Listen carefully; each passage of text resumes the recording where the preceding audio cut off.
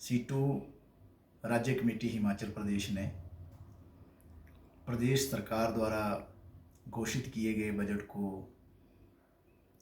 मज़दूरों के हित में करार नहीं दिया है। यह बजट मज़दूरों और कर्मचारियों की जो आकांक्षाएं उसको पूरा नहीं करता है। बजट में केवल 25 रुपये की दिहाड़ी मज़दूरों की उसमें बढ़ोतरी की गई है।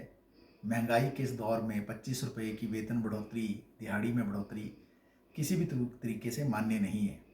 और इसके साथ मनरेगा के जो आज लाखों मज़दूर इस प्रतीक्षा में थे प्रदेश के अंदर कि उनको न्यूनतम वेतन के दायरे में लाया जाता, उन न्यूनतम वेतन के दायरे में उन मज़दूरों को नहीं लाया गया है।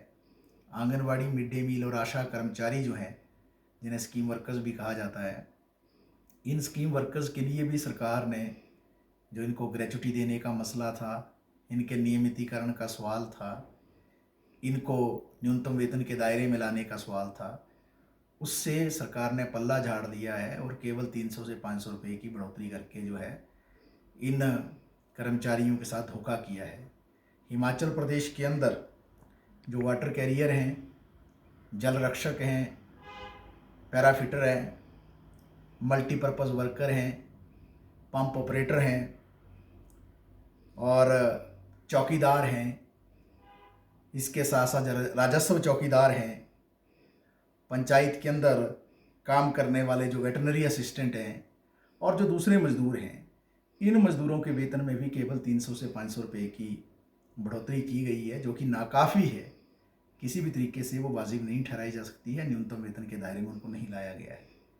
जो एसएमसी टीचर हैं, आईटी टीचर हैं और इसके साथ साथ जो एसपीओ हैं और सिलाई अध्यापिकाएं हैं, उनके संदर्भ में और आउटसोर्स कर्मचारी जो प्रदेश के अंदर है, उनके संदर्भ में जो एक नीति बनाने का सवाल था, उस नीति बनाने के सवाल पर भी इस सरकार ने कन्नी काट ली है।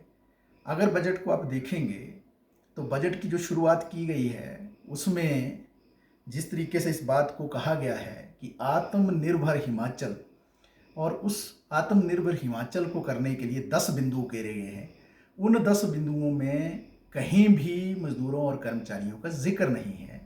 ये अपने आप में बताने के लिए काफ़ी है कि प्रदेश सरकार के एजेंडे में मज़दूर और कर्मचारी हैं ही नहीं। आज निगमों और बोर्डों के अंदर जो कर्मचारी हैं वो ओपीएस बहाली की बात कर रहे हैं, उनकी आकांक्षा थी। और जब ये सरकार सत्ता में आई थी तो कांग्रेस पार्टी ने अपने घोषणा पत्र में जो 10 गारंटियाँ प्रमुख रूप से लाई थी, उनमें एक गारंटी जो ओपीएस बहाली की भी थी। तो आज निगमों और बोर्डों के जो कर्मचारी हैं, आज भी वो इस दायरे में नहीं आ पाए हैं कि उनको ओपीएस मिले।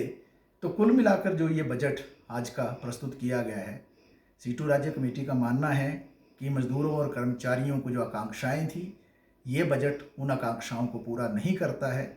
और हम फिर कहना चाहते हैं प्रदेश सरकार से कि मज़दूर और कर्मचारी हिमाचल प्रदेश जैसे राज्य की और पूरे देश की भी रीढ़ की हड्डी हैं।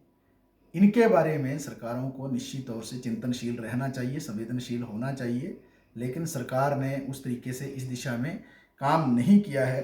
तो ये अपने आप में बताने के लिए काफ़ी है कि ये बजट उस दिशा में काम नहीं कर पाया जिस दिशा में एक मौका था सरकार के पास कि वो मज़दूरों और कर्मचारियों की आकांक्षा को पूरा करते।